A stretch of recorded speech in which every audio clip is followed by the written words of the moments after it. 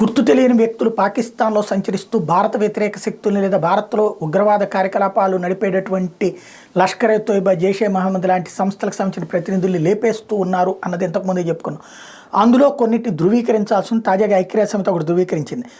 ఎవరంటే Hafeez Abdul Salam బుట్టావి, founder member of Lashkar ఎ తోయిబా. లష్కర్ ఎ తోయిబా వ్యవస్థాపకుడు వాడు Hafeez Abdul Salam బుట్టావి.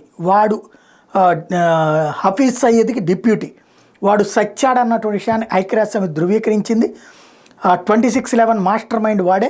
Global terrorist Hafiz Saeed is serving 78 year jail sentence in Pakistan custody.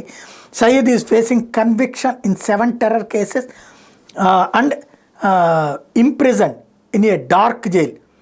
ఇది ఇండియాకి వాళ్ళు ఇచ్చినటువంటి రిపోర్ట్ ఏంటంటే హఫీజ్ సయ్యద్ గారిని 78 ఏళ్ల జైలు శిక్ష పడింది. వాడిని డార్క్ సెల్లో ఉంచి ప్రస్తుతం జైల్లో ఉంచారు. పాకిస్తాన్ వాడికి శిక్షించింది.